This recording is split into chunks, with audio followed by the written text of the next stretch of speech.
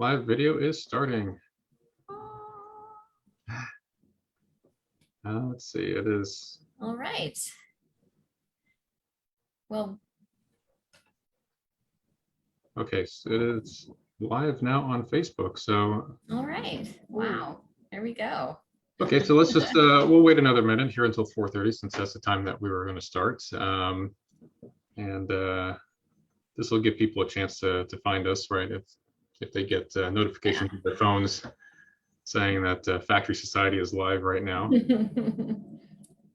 Oh, will they get that? Because they did get some people wrote me and said that they got that it's coming up. Yeah. Oh, some people did already? Okay. Well, no, some people wrote earlier today saying that it would be live on Facebook at 4:30. Okay, yeah, that's what we're planning, but and then it'll stay up on Facebook after that. You know, the video will stay there. Okay.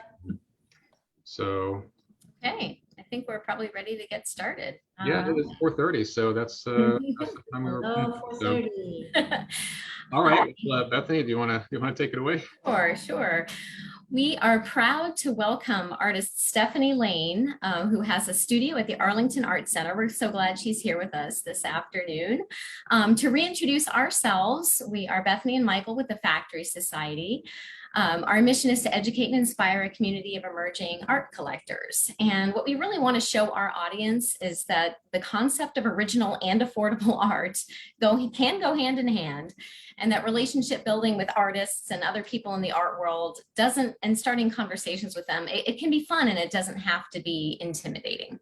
Right, Michael? Yes. All right. So, and this weekend, actually, the Arlington artists are opening their studios as part of the Arlington Visual Arts Studio Tour. Right. And we wanted to interview one of those artists. And so what we did is we set up a poll on our website to help us choose which one we would interview. The three artists that we featured this time were Stephanie Lane, Julia Beskacheva, and Roberto Bocci, all of whom are very talented artists, but we only had time to interview one. But make sure to go to the Arlington Visual Arts Studio Tour website or our website, factorysociety.org, for more info about all three of them, and also to find out when their studios are open this weekend, because then you can get to know them in person and see their artwork. So in our poll, Stephanie received the most votes. So she's here with us today to talk a little bit about her work. So welcome, Stephanie Lane. Thank you. Thank you all. Thank you for the support and all the votes. And it's absolutely. practical. So I guess going right into it, the work that was featured on the Visual Art Studio Tour website is it looks very abstract, right? It's basically like, it looks like black swirls of paint on white, but then when you read the attribution, it says that it's tar on paper. And so when I think tar, you know, I think of what you lay down on the streets. Yeah. And I feel like it must be really difficult to work with. But that was kind of the first thing I wanted to ask you about. I was curious about the process of working with tar and how that kind of fits into how you're expressing yourself. Yeah. Okay, so the tar that I use is actually a printer's medium. It's called asphaltum, which I have a can right here. So, okay. Yeah, asphaltum, and printers use it to coat their plates with to preserve them, and for some other processes. I do some printing, but not the kind that uses asphaltum. About in 2003, I was in a print shop, and we did use this, and I was enamored with it, and that's where I did my first tar painting, was like in 2003. And then I didn't do any for 14 years. Wow. So do you, I'm sorry, do you use like a brush, or do you just pour it on? Yeah, so what happens is that it's actually a liquid in this can. It's not like a paste like Vaseline or anything. It's not thick like that. I see. But it's very, very sensitive to temperature, ambient temperature. So if it's cold, it doesn't pour. Mm-hmm. If it's really warm, then it pours out like milk. So you have to get it just the right temperature, and just the right temperature is about 71 degrees ambient temperature. So the room has to be the same temperature as the asphaltum, because when you pour it on the surface, if it's too warm or the room is warmer, it will warm the tar, and then it'll just continue to move on the surface. And you already don't have a lot of control of the medium, but then you get it just right, and you go away for 3 hours and you come back and it's a different painting because it's moved on the surface. So yes, I put the panel on the floor or the paper on the floor, and then I warm up the asphaltum. I pour it in a thing like this. You can see it there. And again, it's a very scary process, because if you're drawing with say charcoal, you can feel the resistance of the surface you're working on, and you have the medium is in contact with your skin and your hand. Yeah. Well, you don't have any contact with this. Plus, you can't really feel when it hits the surface. It's a very odd thing. Yeah. Plus, it's a liquid, so it kind of does what it wants to do, and you just sort of have to hope. And so when I do a tar painting, I have to have the energy of what I'm trying to say. It has to build up in me, and then it comes out in my own gesture. And so kind of what happens. And I call this series that you see here, which I did during lockdown. I don't remember when I did that exactly, but I call it the Insanity series, because you know that saying, insanity is when you do the same thing over and over again and you expect a different result. Well, I decided to, when you're in the pandemic and you're isolated, you can get a little strange. So I was trying to replicate one of these that I did before, and I did the same motion. They're all done with the same physical gesture, kind of like a dance. Okay. They're all done with the same gesture. And I noticed, of course, when I tried to replicate it, I did the exact same thing, but it came out completely different. Yeah. So it's my Insanity series, because I do the same thing, and sure enough, it comes out different instead of the same. Wow. Have you ever tried that with a different medium? I haven't tried like with like Jackson Pollock with house oil paint or any other kind of paint. I haven't done it yet, but the viscosity of the tar and that it's kind of stringy. I don't know how to explain it. So when it moves, when it falls out, it's different than water, it's different than milk, it's different than cream. It kind of is a string. Yeah. It's stringy. Wow. It's hard to describe. It's like you can see that actually from your work. The thin parts of the line. It definitely does look stringy. Yeah, like this one. I don't know how well you can see this, but this little string here that's thick and it gets thinner and thinner and thinner and thinner. That's a very scary movement, because I don't know when it's going to give out, when it's going to stop coming out of. You have to immediately. You have a feeling, you try to get it onto the board, but you're trying to go through a medium that is totally insensitive to you. It does its own thing. So you have this dance between spontaneity and intention. And usually the tar wins. They don't all turn out, believe me. I have a few that I'm not real happy with, because, and I know why, because I pushed myself without the full emotion. I had the emotion, but I didn't have it like welling up inside me. Wow. And they didn't turn out. So speaking of emotions, is it a positive emotion? Is Yes. it anger? Is it happiness? What kind of emotion is it generally? Yeah, that's a good question, because a lot of artists can work out their angst or their anger, their frustrations, even some hatred. They can work this out on in any of the mediums that they use. I have never been able to work a piece of artwork, to make a piece of artwork, unless I'm happy. This is all positive energy. This is life force energy. That's why I call it Gaia, or Gaia is, most people pronounce it Gaia, which is the female life force energy.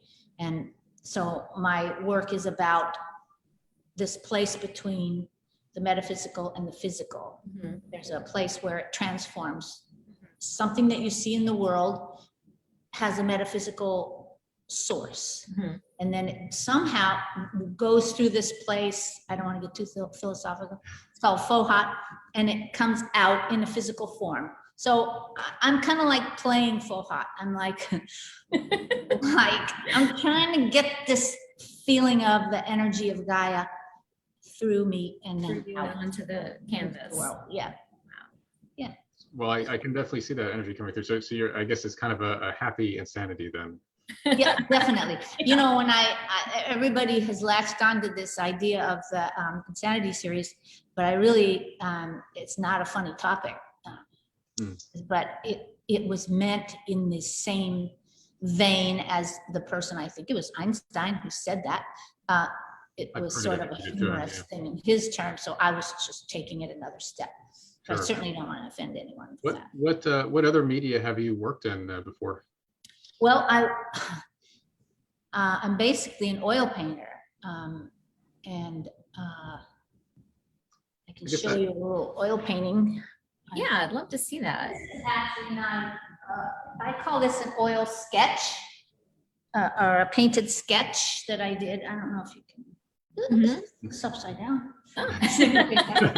But so this is Gaia again. There's sort of a white figure. Yeah. In nature. And see it. So basically that. And I have, this is my work up until I started doing more of the tart paintings. So this is a very popular one. So this is all, oh wow, glare on there. But so this is all oil paint done like in one sitting, in Alaprima.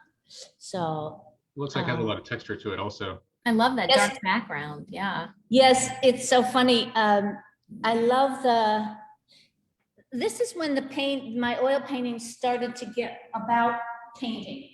They were about Gaia and energy force, but I got so into the thick impasto paint. It became like, oh, what can I do with this paint? And that green paper in the back that's on, it's a paint chip by a paint company called C2. Oh.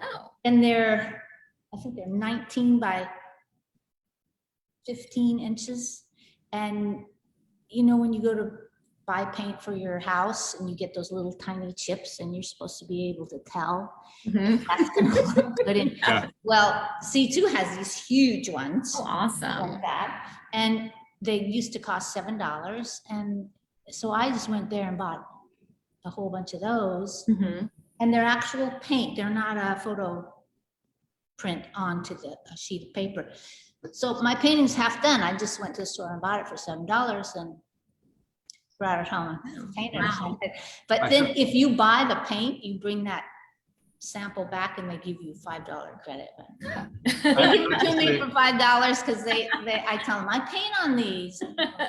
I have to say also, I didn't realize how large the pieces were behind you there until you stood up beside them. Yeah, so these are they're 4 feet by 6 feet. Wow. Yeah, that's much bigger than I was anticipating, just seeing it in the window. Yeah, I know. So I just know. I guess I also saw mention on the website that you had done some murals also. Where are those? Yes, so I have such a strange background. Um, so from about 1990 till about 5 years ago, mostly for 20 years, so 90 to 10 was my busiest time. I painted murals in the DC area, and one of them is in the national, or two of them actually are in the National Italian American Foundation on 19th Street. Okay. I painted their wall of honor, and then I was like 15 years later, they called me back to do the second wall of honor. And then also at the Maritime Institute of Research and Industrial Development. They're no longer in that space, but I painted their conference room with classical trompe-l'oeil pillars. I did trompe-l'oeil murals. So the murals, there are things painted on the wall that they look like they're really there. You have to touch them. So I go from this hyper-realistic illusion to abstraction. And I could always do trompe-l'oeil or very realistic work. And I was fascinated by abstraction. I couldn't understand it. I could not understand it. So I took a course in it. And then I just went on. I've been doing it now for over 20 years, and I teach it here, teach a creative process here at Arlington Arts Center. I've been teaching for 10 years here. Oh, wow. Wow. So people, say prospective collectors who might like your work, where can they find you online? How can they get in touch with you? They can, my website is Stephanie Lane Studios, plural, because I'm also a photographer. Okay. StephanieLaneStudios.com, and then all my information is on there. Or they can email me at lanestephanie1@mac.com. Okay. That's all. We'll put that info on our website also at factorysociety.org. And I suppose people can also find you at the Arlington Arts Center then. Yes, come on by. And your studio is open tomorrow, correct? Yes, my studio is open tomorrow for the visual arts studio tour. It's from 11 to 5, but the building's not open until noon. So mine is noon to 5, noon to 6. Right. I'll still be here. Yeah, Right. But we have access as resident artists here. We have access to this space 24 hours for every day of the year. So if someone wants to come by at an off hour, just let me know. I'll meet you here. Awesome. Well, actually, but before we end, you mentioned your house on your website. I just wanted to find out a little bit more quickly about, your kind of inspiration, the inspiration you draw from your surroundings. Does that influence what comes out in your artwork? Very much so. Yeah. So I grew up my parents divorced when I was 7, and we moved to Las Vegas, and I grew up in Las Vegas. Now, that's a desert in many ways, besides geologically speaking. Yeah.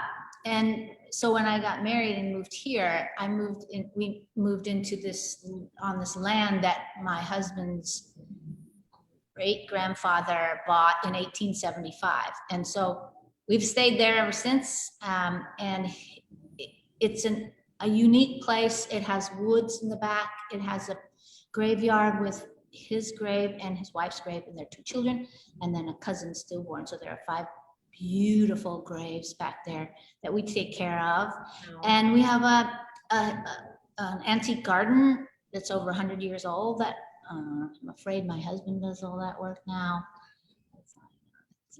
We have a pond. We have a little lotus pool that's where one of my photographs were published in the National Geographic. Was a picture of the lotus. When they say photograph what's in your backyard, well, yeah, my photograph was in my front yard. So. Wow, that's impressive. I have to do everything a little bit different. Oh, well, that's wonderful. Well, Stephanie, I've really personally enjoyed hearing about the spiritual nature of your work. So thank you very much for sharing all of this with us. And thank you to everybody who participated. And yes. Please keep an eye out on our Instagram page and our website to see what we're up to in the coming year. And Stephanie, Michael's already been lucky enough to meet you, but I hope to meet you in person sometime. I hope so too. Yes, come on by.